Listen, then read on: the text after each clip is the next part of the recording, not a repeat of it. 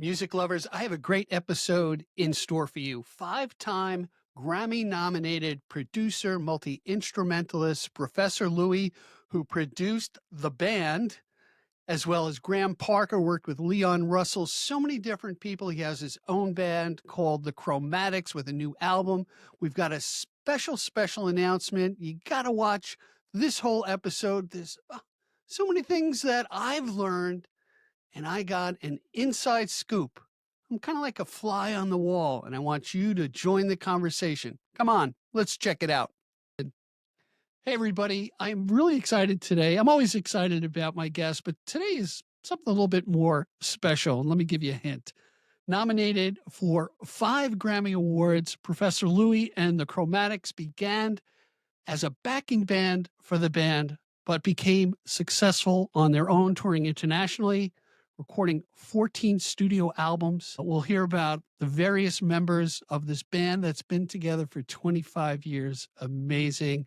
I want to welcome to the Long Island Sound, Professor Louie. Professor Louie, welcome. Well, thank you so much for having us, Steve. I really appreciate being on your show and talking to somebody who knows about the music. And, the one thing about having a band for over 25 years, really, is that there's a lot of history. And this last record is the 18th record. But, so many people, there's so much internet information because, that's what happens, right? That people don't, when you're reading, you don't know which exactly is the most current. But this last record is the 18th record, which is amazing. Since It is amazing. You have 5 decades in the music industry, and I really want to tap into your insights on things. But let me just give a little bit of background. You're a multi-instrumentalist. I believe you studied piano, cello, and the tenor sax and the accordion. With my Polish background, the accordion was the mainstream of Polish dances in and around. Right. I should wear my Polish sweatshirt. And you're the founding member of Woodstock Records, or Woodstock Records is our label. Yes, it is. got that right. And for those who don't know, and by the way, whoever's watching, listening, look in the description. There'll be plenty of links here to the latest album from Professor Louie and his history with the band, particularly the resurgence of 3 albums, which was Jericho, one of my favorites, High on the Hog, and Jubilation. Jubilation, yes. Jubilation was the third one. Yeah, and it's just amazing. I'm going to start with this, if you don't mind. Any way you want. All right. You have a blend of rock, blues, and gospel and American roots music. How did that kind of formulate into how you write songs and how do you perform out and about?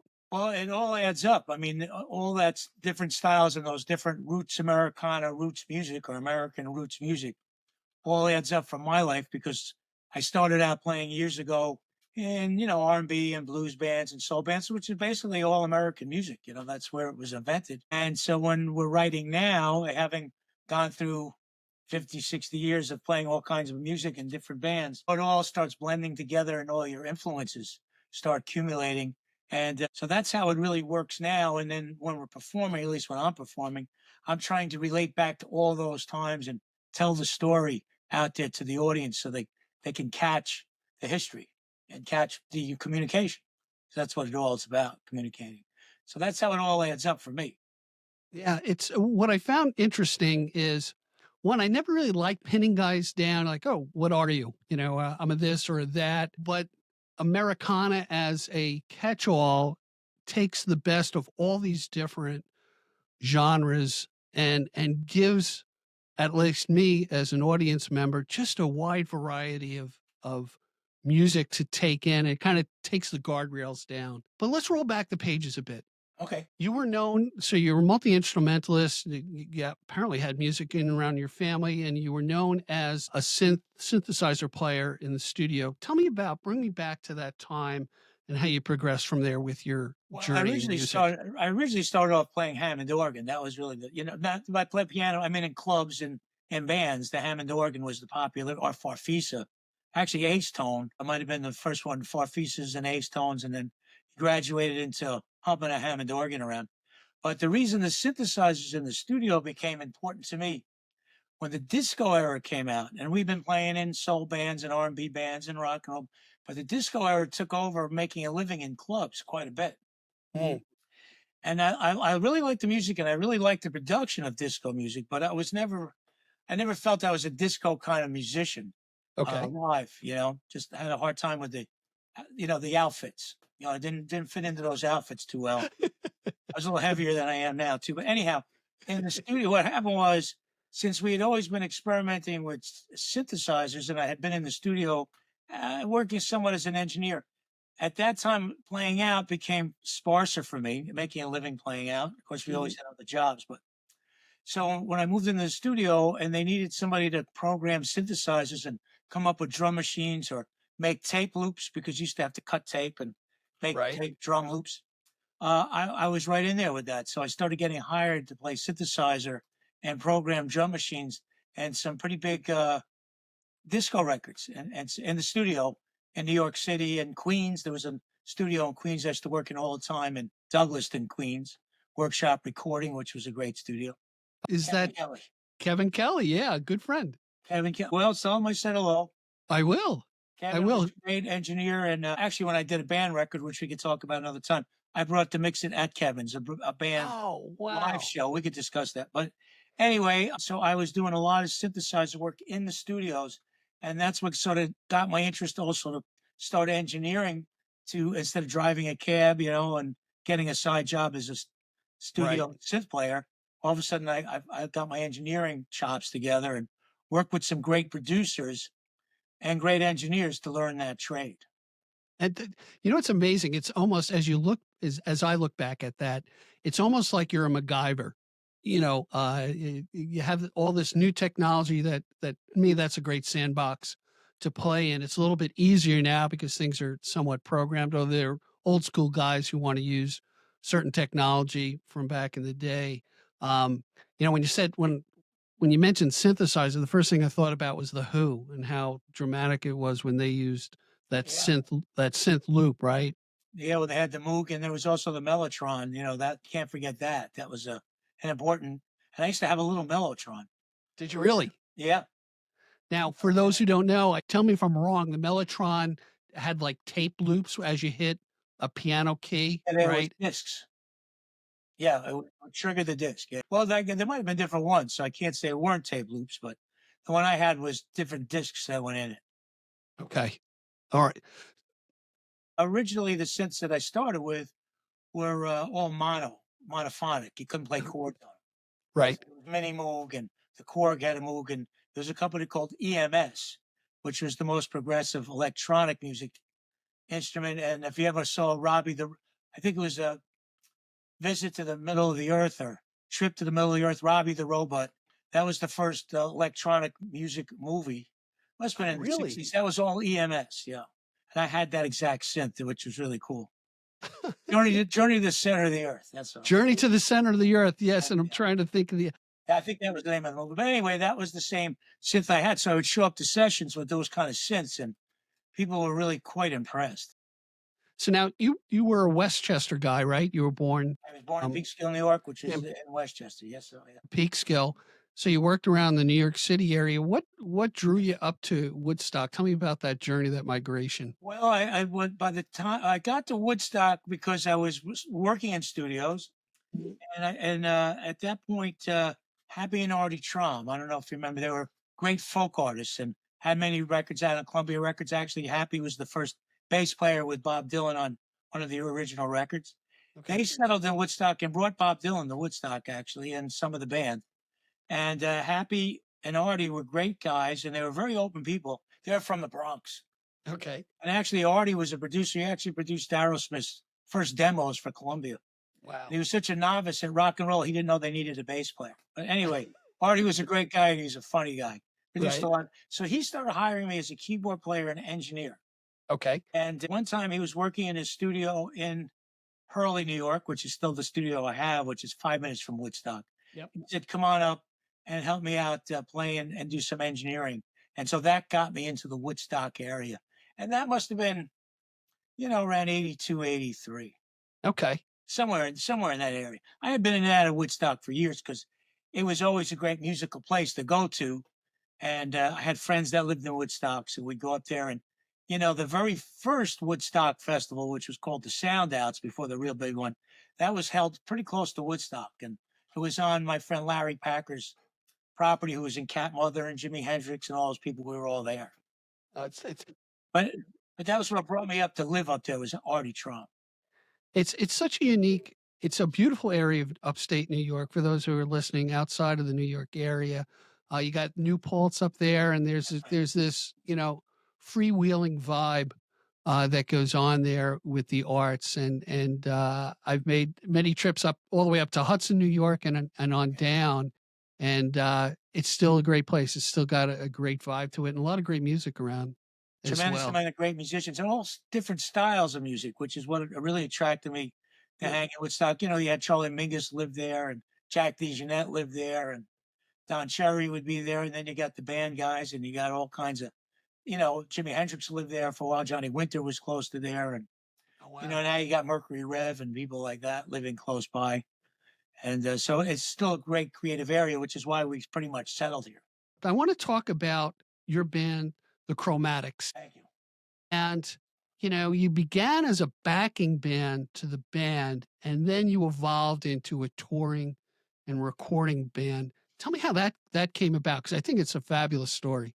Well, when I got the job with the band, and it really was a job, the band, Okay. it wasn't like, a salary on the job. I just hung out there every day with those guys, every single day I could, which was just about every single day for 15, I don't know, 19 years. I don't know. But what happened was when they would go out on, we hadn't been making records yet, right?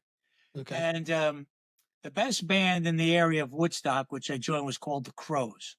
All right. Okay. So at one point, the band started thinking about recording again. And that must have been around 87, 88. Levon had done solo records and Rick had done solo records, but they wanted to start thinking about regrouping the band and putting the band back together again. And of course, couldn't do it. They didn't want to deal with Robbie, the songwriting. So Right. the people started sending in songs.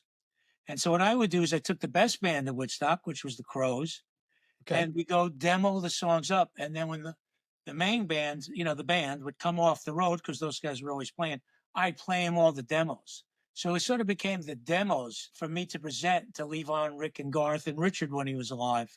Right.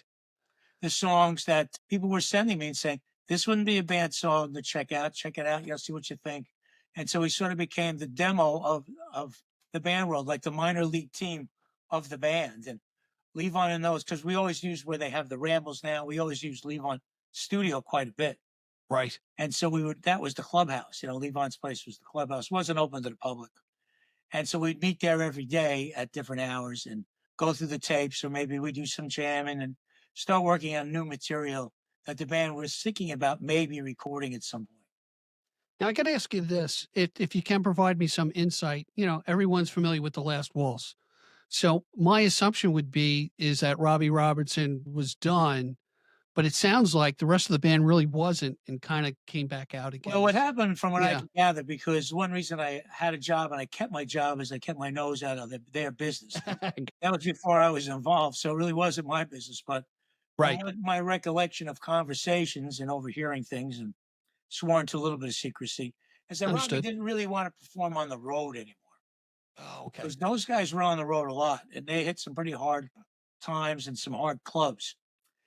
But the thing is, Levon, Rick, and Garth and Richard were really club musicians. They were really a rock and roll band before Okay. they became the famous part of the band with the slower songs like Big Pink. They were really hitting it hard as a rock and roll R&B soul band. Okay. And like all of us were in the 60s, Sure. early 60s. So they preferred to always perform live in front of an audience. So they never stopped performing live in front of an Mm. audience. And that's where a lot of the split came. Besides also some of the business stuff, which, the business breeds contempt. But Right. a lot of it was Robbie did not want to keep playing, because when you're out there playing, even if you get big, you still hit some shows that aren't very good. And your popularity goes up and down. Sure. And if you don't put a record out for a few years, people forget who you are. And so your gigs get less, and you have to play some fill-in dates to get, and some of them aren't such nice dates. And so Robbie really didn't want to deal with that. He wanted to stay more, from what I can gather, in the Hollywood world and make movie scores and do the Hollywood And Levon, Rick, and Garth, and Richard did do some of that Hollywood stuff. I mean, Levon became pretty well known in movies, but Oh his yeah, heart Coal was Miner's always, Daughter. yeah, all kinds of things. But Levon's heart was always into playing gigs and hitting it hard. And when you played a rock and roll gig with Levon, you knew you were playing a rock and roll gig. It was like a freight train coming at you of every Little Richard song ever written, Oh, amazing. all that stuff. So Levon loved doing that stuff, which is why the Lone Star was a favorite gig of his. And playing some, we used to bring him some pretty crappy bars to play, and he wouldn't get off the drums. So that was part of the thing of getting back together again, is continually going to keep performing. Right. And they needed to make a record. That was part of my, well, Levon and those guys, they loved the studio too, especially Garth, but it was hard to get them in there once they were out too long. And my way of thinking was, I'm working for the band, and what can I contribute? And just to keep pushing them to let's stay in the studio and try to come up with some great original music to get back on the map, to play some better gigs and keep guys together and keep it working. So that was part of my contribution around, I got to think that happened around 87, where I got in there enough with those guys to make those kind of suggestions. Right. Now, if you're allowed to share the inside baseball of it, is in the 3 different albums that you produced with the band, and you also played on Atlantic City. And I want to get into that as well, because it's one of my favorite songs of all time. Right. Is how you've got an established band, no pun intended, okay, that was known, and I love, for those who know, the picture of their backs on the album, because there was no front personality, and Right. they're admired by so many different musicians for their art and their music. How did your role morph, and you know how were you able to get into that club and contribute and work with them on 3 albums? Well, a lot of it started because I knew the engineering aspect, but I really knew my music. I mean, I really studied music since I was really young. Right. And what I did because of my studying of music is I played in other circuits. So besides playing the blues and R&B circuits and all the twist clubs, when I Okay. first started, there were twist clubs, like, like Peppermint Lounge and Unganos in Manhattan, or I know Michael Falzerano, a good friend, he brought up like the Barge and places like that. Right, right. Because I had a band that was pretty popular from the Bronx that hit those places, and you'd be playing 6, 7 sets a night and playing Really? all the famous R&B songs and blues songs. But besides doing that, I was able to. One time, I moved to downtown Brooklyn, and I used to hang out some after hours clubs in downtown Brooklyn. And some of the after hours clubs, were in subway stations and empty cigar stores. You go to the subway and the cigar stores, and some of them were empty, and some of them were after hour clubs with great jazz musicians and blues musicians. And on Monday nights, at one of those clubs on Myrtle and Lawrence, one of those stores, was gospel night. And I'd Okay. always been a fan of gospel because I grew up in Peekskill, which at that point was a very cross section of people. There was a great gospel church and great gospel people, and then there'd be the synagogue, and right across the street was, and I'd go check out that. And Uh-huh. so at the Monday night gospel rehearsals in Brooklyn, in downtown Brooklyn, one group that rented it out on Monday nights was the Mighty Gospel Giants of Brooklyn, who had been Okay. together since 1955, and one of the most revered groups in the whole world of gospel music. They had 3 records out on a major label, and were produced by Jerry Butler's brother. They had gone to different people, and I started playing with them in the after hours club. Okay. And they said to me, we play, in all the Brooklyn churches. Would you like to start doing that? And so I played in every gospel storefront and big church in Brooklyn. This is going back to early 70s. And I did that, and they said, okay, we're going to go on tour. Would you like to go on tour with us? Now, I'm the only white guy in any of these places. At that time, there was no white people playing. A white Jewish guy yet? A white Jewish guy, yeah, which, and they were really open people. I mean, it was amazing how open they were. And so we Nice. started traveling down south and Newark, New Jersey, and Baltimore. And I got to play with every great gospel group. Now, at that time, gospel music wasn't such big choirs like it is now. It was more Right. like 5 to 10-piece groups, and I got to sit in with, I would start at 9 or 8 in the morning. And if the groups would have me, I would be there till 10 o'clock at night playing the whole time with every one of them. So Amazing. I got into, and even the girl groups accepted me, which was, I played with Dorothy Love Coates, Oh, yeah. and, which was the greatest gospel singer I had ever been with or played with. Dorothy Love Coates was just remarkable. Dorothy Norwood, and Mac Rice from the Falcons, and the Highway QCs, which is Sam Cooke's original gospel group before he joined the Soul Stirrers. They played with the Soul Stirrers. You know, just in terms of sitting there all day playing the Hammond organ. And then the Mighty Gospel Giants, who are a great group, and you know, went in realms of sometimes you would do 2 songs, then they'd have 8 groups, and then you come back and do 2 songs with your group. Okay. It would go in a cycle. And as the night went on, everybody tried to outdo each other in a very positive, competitive way. Oh, And wow. the a cappella singing was remarkable. And it was an honor for me to be there the whole time. I never questioned anything at all, ever about anything, and just asked as many questions as I could and tried to stay out of the way of all the singing and got to play, I don't know, maybe with 50 to 75 of the greatest gospel groups. So Wow, these amazing. people were really famous in their world. I mean, sometimes we would play churches where could be 2, 3 thousand people show up. Yeah, sure. And, you know, like Mahalia Jackson would be a headliner, you Oh, know, wow. and, you know, I used to watch her piano player all the time, or I'd watch James Cleveland play piano. Mhm. You know, we couldn't get any better than that, except for Mahalia Jackson's piano player. But so I'd watch that. So that finally ended for me after about 7, 8 years of doing it because the gospel circuit slowly but surely of that group sort of fell apart and became choirs. And I still go to Baltimore every now and then and play with a choir. I play with one of the best church lady piano players down there. And the thing about the gospel groups that I learned, different from the rock and roll bands, that the only reason they sang was for religious purposes. Right, Now, I right. also grew up that way from a cantor who taught Oh, me how okay. to sing. And he wouldn't sing unless it was for religious reasons also. So I had that under my belt where I knew what that was about. But going to the band, so I had been these gospel people and the gospel groups were very famous in their own world. All of them had records, you know, and I played on a lot Right. of gospel records.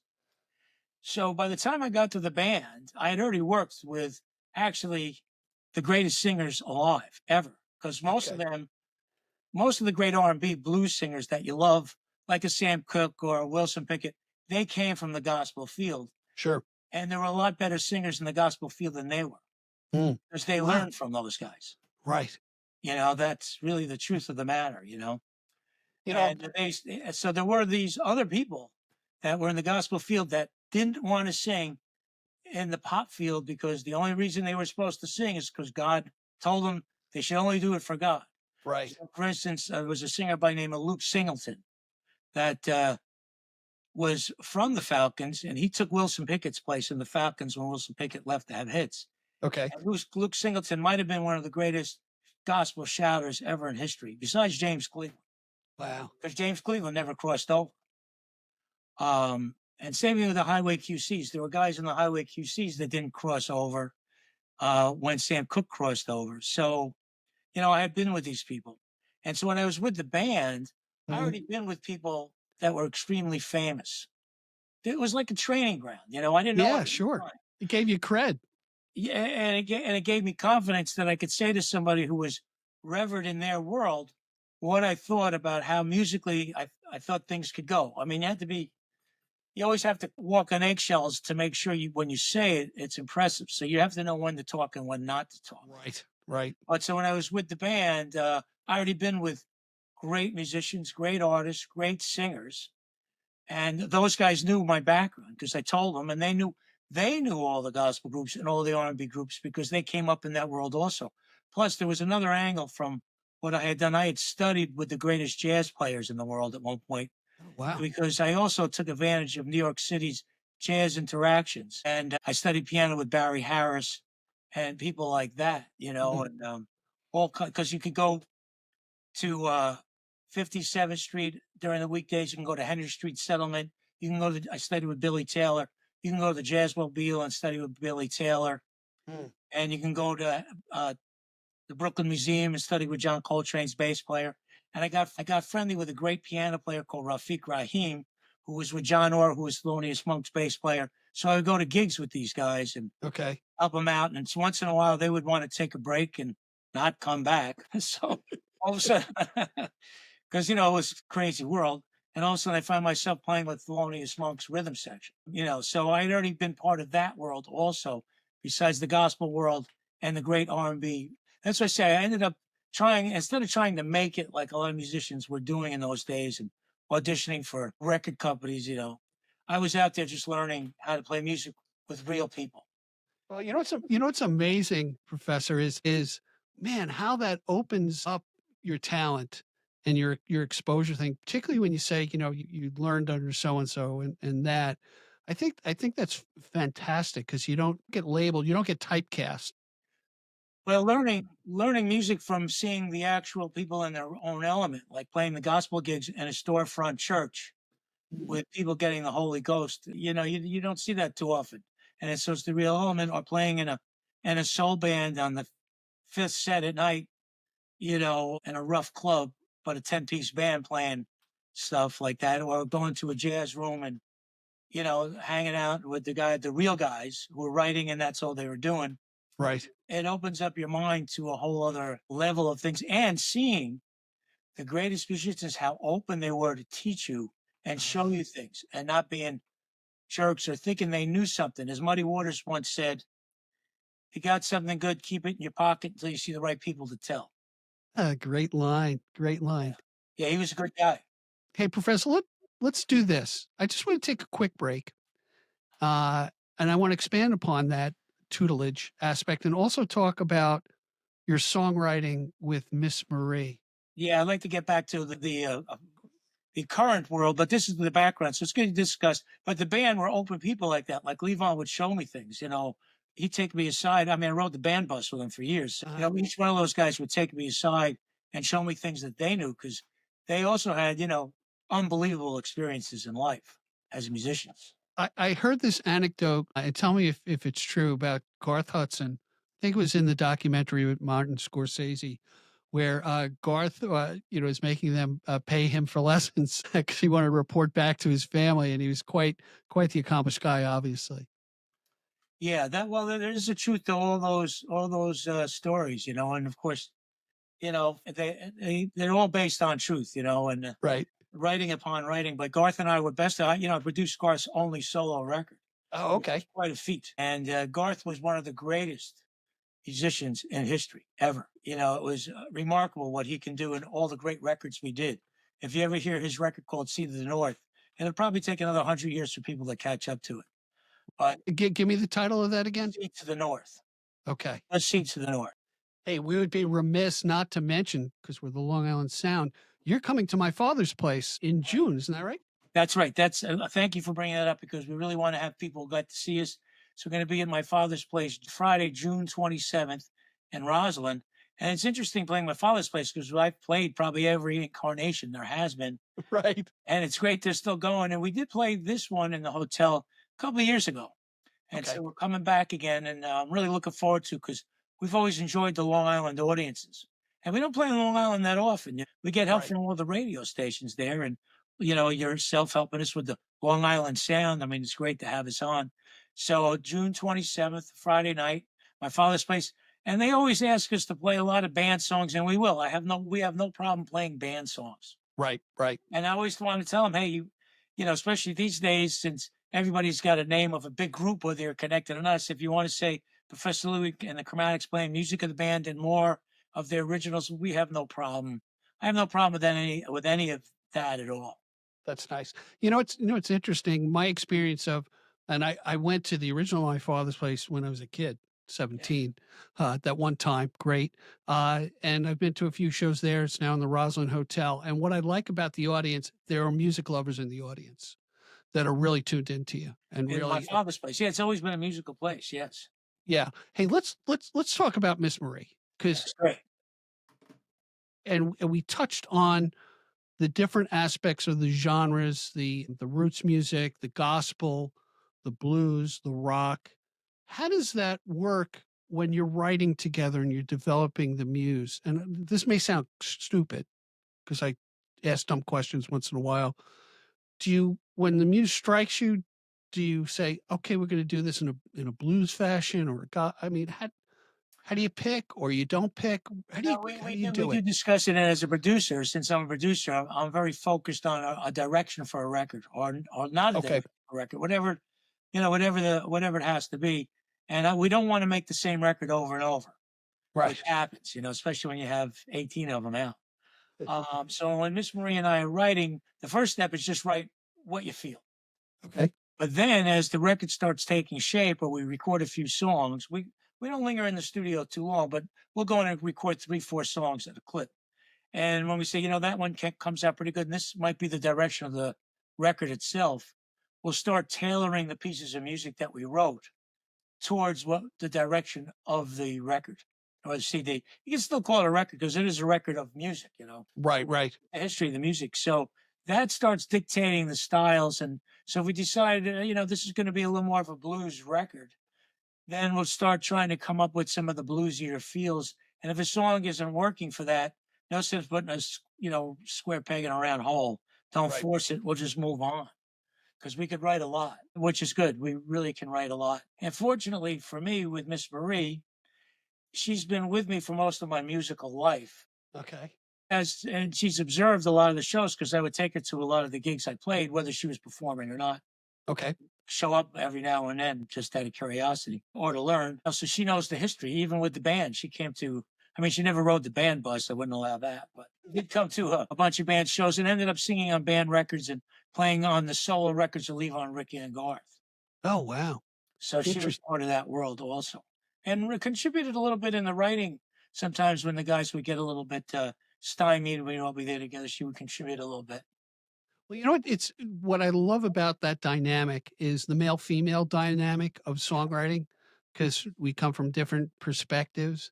And Absolutely. I remember I did a speech class, and I had a lady who was teaching me public speaking, and she so cued into saying, This is your audience. You're talking to the wrong audience, and I'm going to give you a woman's perspective on what you're saying." And Well, it was yeah. it was so valuable in the developing of the talk or whatever that I Well, it was. is important to have another total perspective. Like Miss Marie's much more conservative than I am with her way of thinking. I do stuff she would never want to do or think of doing. And then when she Uh, says, that's not a bad idea. But then I also have that pullback of, okay, well, let's take a ride to Lexington, Kentucky to go do this one show. And maybe we better book some other things in between. A voice of reason is always good. But I want to bring up one person I forgot, Tom Curiano, another okay. drummer that plays with us. I got to bring him up because he was Garland Jeffrey's drummer, and Garland Jeffrey and I are good friends. And so Tom Curiano also helps us fill in. I got to, any of these guys who hit the road with us, I really try to always give them credit and bring names in because, it's important. Yeah, and you know what? All the dates that you're doing, it's so great to have a bullpen to pull from. We have to because Marie and I will go on the road, or I'll go on the road, and luckily Frankie C always seems to be up for. But sometimes people have personal, everybody's got personal life. Right. Sure. We gave up our personal life 50 years ago, but there's a song called "Endless Highway" by Rick Danko, and that's the first song I teach anybody to play and sing the lyrics. But besides an endless highway, people have lives, and sometimes they just can't make all the shows and want to Right. keep a home life comfortable. So it's good. So yeah, so it is good to have people know your material and play with you. But luckily, most of the time, the core band wants to be there and feels left out if they're not. So we're lucky that way. But You know treating what? people correctly is a smart thing on the road. One of the things I want to touch on what you said in the developing and pulling an album together, we still call Yes. it an album, is and that's what I loved when I was a kid listening to an album. There was that thread through every song, Yes. side 1, side 2, and I think some of that is lost in I'm being critical now, in some of the younger people producing music of shoving out an EP, 3 songs, bing, bing, bing, bing, bing, and I kinda miss that. I kinda miss that thread of a story that's being told by weaving these different, and especially choosing, all right, we're going to kick the album off with this song and we're going to end with that song and the threads that go. I think there's a certain, as a producer, there's a certain art to doing that. Well, as a producer, I've studied the history of records, starting back in the singles of Okay. 1915. And I've studied it, and different periods of time breed different ways of making records Hmm. in terms of the orders of. Because at one point, it was let's go to rock and roll for a minute. In the Okay. 50s, they were singles. People put out singles, jukebox records, Right. and then they Sure. would compile when you had enough of them into an album.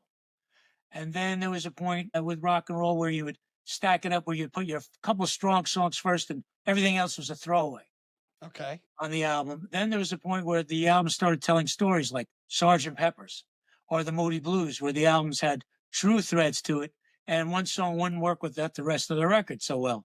Mm. So now we're at a point of time where now, like you say, young kids are the way the record industry is. Now it's back to singles again because everybody releases one song or two songs as a stream. But going away from the actual music business of doing things and not falling into the the trap of just doing things for the music business and doing things for Right. music's sake, the business of music instead of music business, then we're up to a record where you really want to have the listener have an enjoyable experience from beginning to end, if they have enough patience to listen to a record from beginning to end. Right. And these days it's harder. So we try to keep our full records down to 40, 45 minutes for that purpose. I see. And like the latest record we did, Crawling Around, what I wanted to do was have our own original music for sure, make it upbeat because I want people to feel good, Okay. and sort of close it out with a little more of a family kind of song, All which right. we have called Steadfast and True. But because of the way the live shows are going, sometimes if you just play, and I did keep in mind when we made our new record, Crawling Around, and we put compiling songs, to have a couple songs that be like stepping stones. Like when you play a live show, you play a couple of your songs, and then you may want to play a song that people know. Right.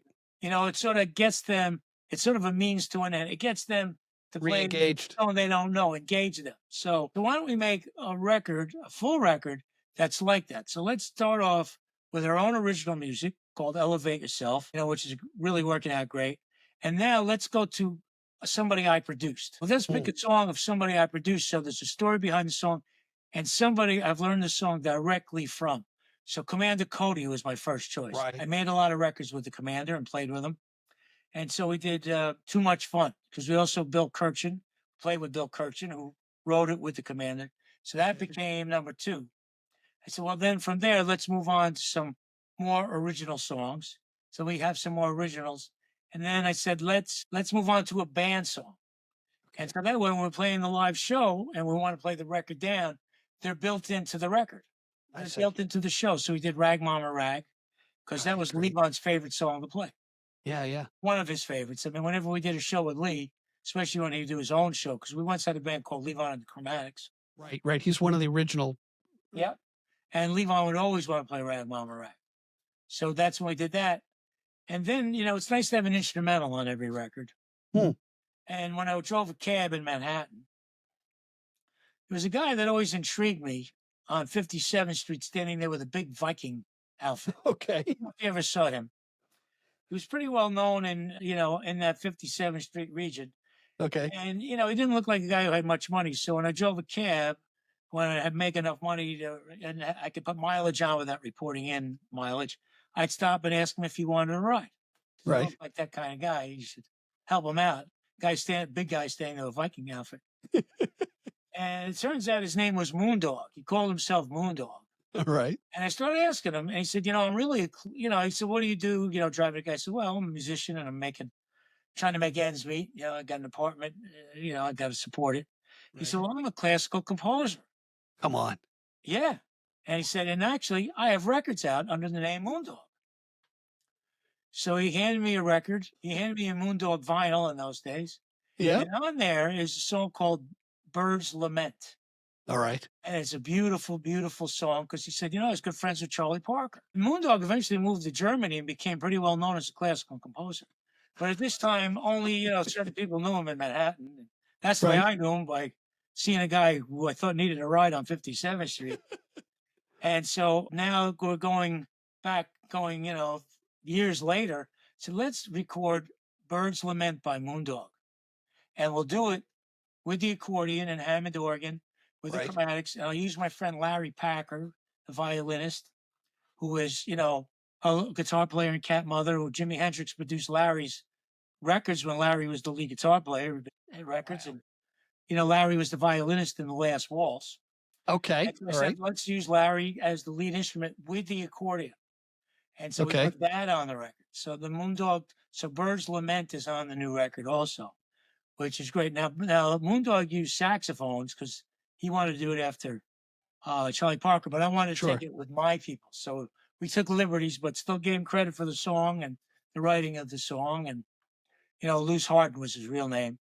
And he was an interesting guy. He grew up somewhere in the Midwest or the West on Indian plantations, Indian reservations. And so he used his drum beats of sitting around in a circle with drum beats. It's a pretty interesting track. It really is. So anyway, we did a couple more originals, and then I produced Graham Parker. Okay. And Graham there was one song of Graham's that was a nice political song that fits in today's life perfect. Okay. And I said, let's do Graham's, and Marie sang it. It's sort of like a Bob Dylan rock and roll song, but it's Graham, called "Stick to the Plan," which I Okay. think is something we all should do. Stick to your plan. Very apropos. So we Absolutely. recorded that. So that's in there. And then we ended up with a couple more of our original pieces of music. So the new record, that's how we came up with songs in the order of how to do the new record. And when we ended up, I know, Leon Russell, because, we Oh, worked okay. with Leon Russell, right? All right. And Bob Dylan. So, Okay. because being with the band, you see all these people. Wow. That's the thing, because we used to work festivals with Leon Russell, or we used to, hang out a little. He would come to Woodstock, we'd hang out with him. And of course, with Bob Dylan, we did Madison Square Garden, the birthday parties and stuff like that. Oh, amazing. And so I said, let's do a song. And Leon brought this up to me years ago. I once produced a song of Bob Dylan. We didn't really quite finish it, called Watching the River Flow. Okay. So I said to Marie, that would be a great song for you to do. We'll make it more R&B, sort of like Leon's version, but we'll finish it. He had it out, but it never quite seemed done to me. And Leon Okay. sort of reiterated that to me too. And so we ended the record with that song, Watching the River Flow. Amazing. It's great. And then we put a bonus track on of a Christmas song, because I like doing Christmas songs, and it comes around every year. So that's sort of like 10 seconds later, if you stick around, you'll hear the Christmas song. You know what, Professor Louie, this is such a great segue. And I have a note here about, I want to talk to you about how you got Atlantic City from Springsteen. Prior to me hearing this song with Levon playing the mandolin, I didn't even knew he played the mandolin. Oh, no, Levon, yeah, sure, played Yeah, the bring me back to how that all came about, because it is one of my all favorite songs. Well, it's of course, everything's got a story, and of course, we can fabricate a little bit at this point, or with my recollection, because don't forget, it was 35 years ago. Okay. So that's important. That's why we're recording you now, so we get you while your memory's 35 years ago. intact. Well, what happened was the band was trying to get a record deal from when I started with them in 85, 86. Okay. Finally, the band, or Levon and Rick and Garth, went on a Ringo tour, a Ringo's All Stars. Oh, okay. And Ringo's manager, he had this rock and roll fantasy camp, that stuff. Anyway, he was connected. He was connected with Columbia Records, maybe through either Ringo or somebody connected him to Columbia Records. And Rick Chernoff was with Columbia at the time, who was their main head of A&R, and he loved the band. Okay. He really loved the band. He produced Cyndi Lauper. Okay, great. She wrote songs. And Great singer. anyway, Rick Chernoff decides he should sign the band to Columbia Records. Okay. Probably one of his last signings. But anyway, because the band was a rough outfit, they were a rough outfit. They really were, in many capacities, and on any given day. So Okay. anyway, Rick decides the band, and in order to convince Columbia Records that the band should be signed, Okay. he said they will record a song that Columbia Records owns some of the publishing. Okay. So Rick came to us and said, well, we got Prince's 1999. So I said to Levon, great song, but the problem is after 1999, it's going to be probably old. So I don't think we Right. should do that one. Then he came in with Soul Deep by Marvin Gaye. I said, well, that's a good song. Yeah. We should record Soul Deep by Marvin Gaye. And then Bruce Springsteen's song showed up because he was with Columbia Records. Okay. And he played his song. And I said to Rick at the time, and Rick knew at the time, we should record songs that aren't popular, though. See that? The problem with Soul Deep was sort of recorded before. And the problem in 1999, it was already a big hit. Yeah, And sure. I think at the time we did Atlantic City, it was on a Nebraska record, or maybe it was an outcut of Nebraska by Okay. Bruce Springsteen. So he made that record on his cassette deck in his bedroom. That's what it was on. I may Okay. not even been on my outtake. And I had worked with Bruce Springsteen when he was with Steel Mill. Oh, wow. back in Asbury Park. So, I said, this is a good full circle thing for me. And so we went to Spyro Gyra studio Okay. in New City, New York, near New York City, New City, New York. Yeah. And we recorded Soul Deep, and we All right. recorded Blind Willie McTell. Not the one that you hear on the record now, though. Okay. And we recorded Atlantic City. And Rick Chertoff at the time wanted his guys in the studio. He didn't want the real band. He didn't want the guys in the band in the studio. So I convinced Levon, you got to bring us all. Yeah. We've all been working hard. You got to bring Jimmy Weeder.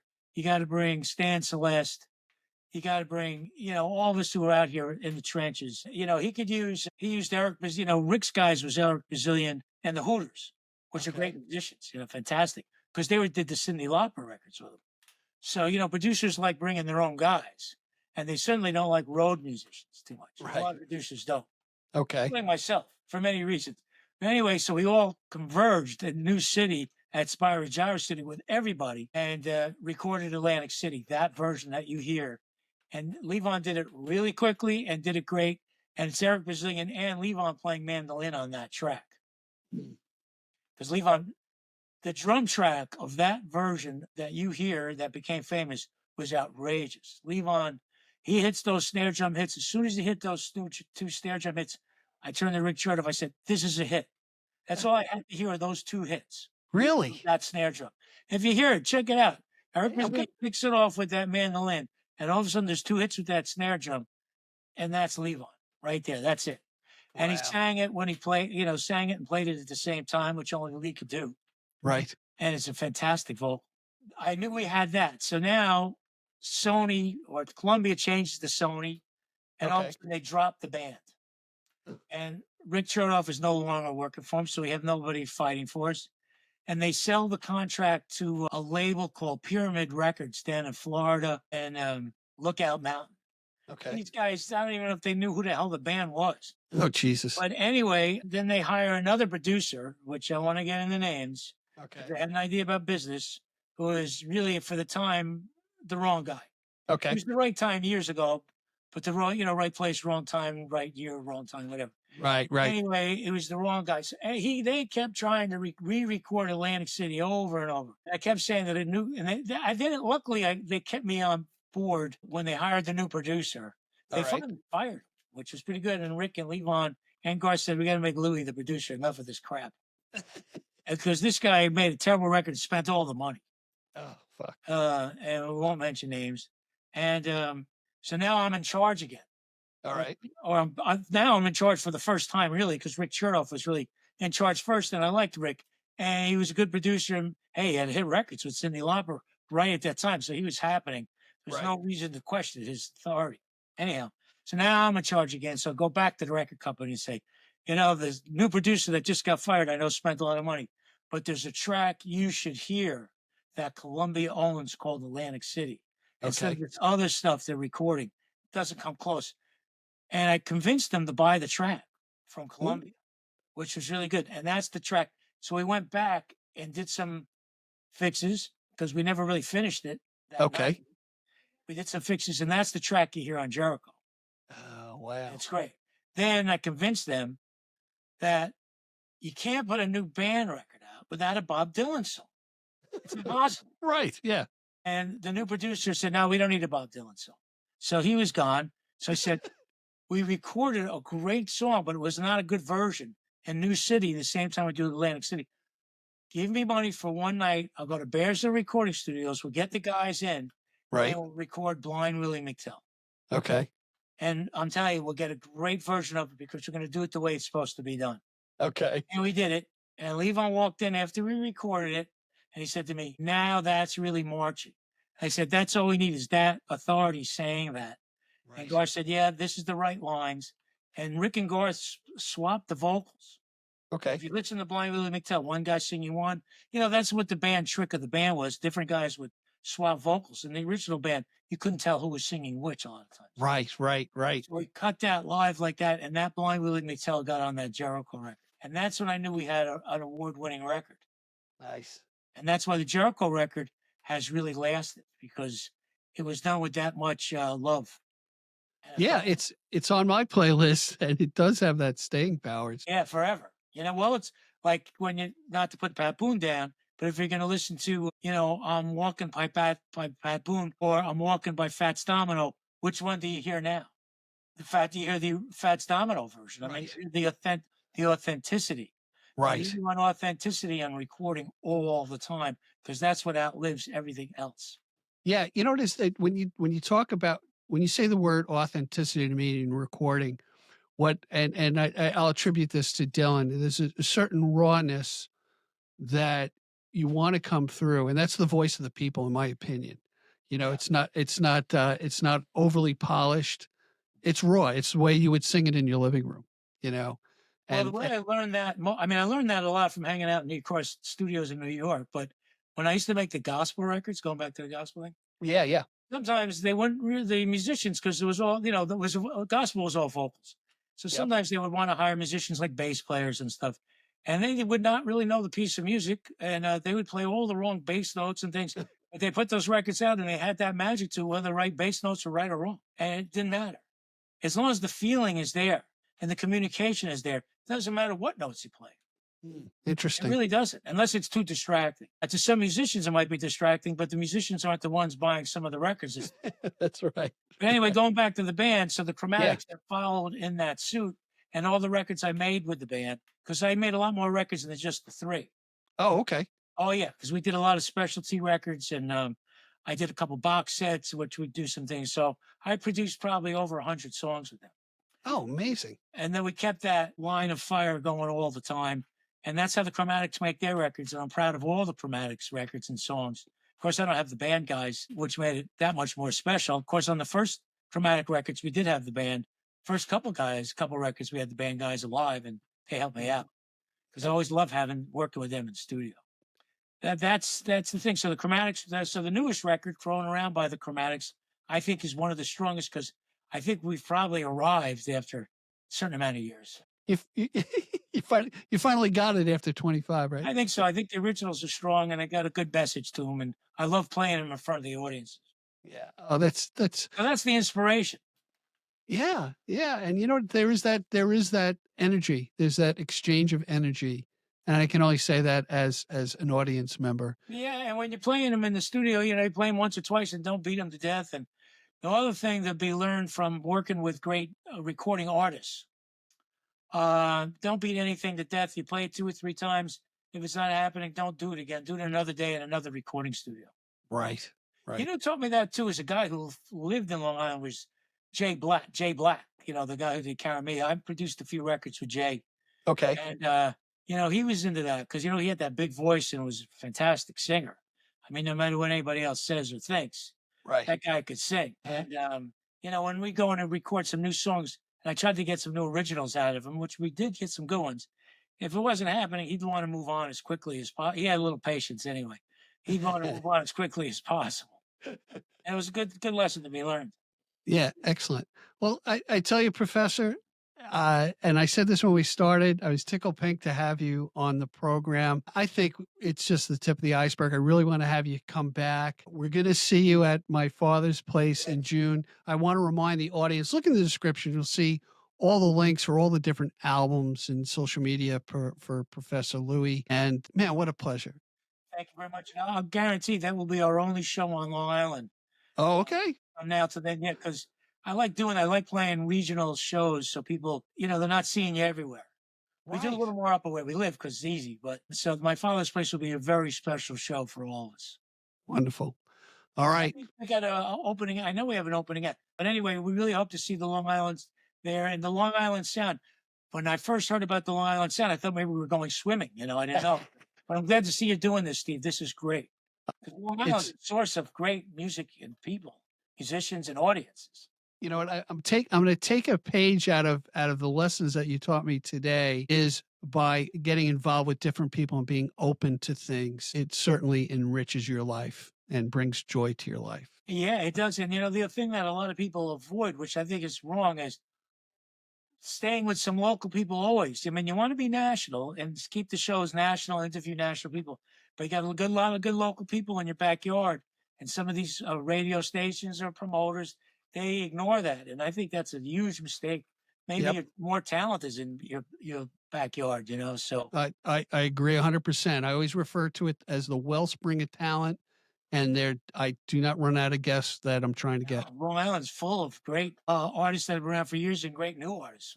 Yeah, agreed. All Yeah. right, everybody. Until next time, as I always say, be generous with your joy, keep your spirits high. Like today, let the music take you on a journey. We'll see you soon. Thank you so much, Steve.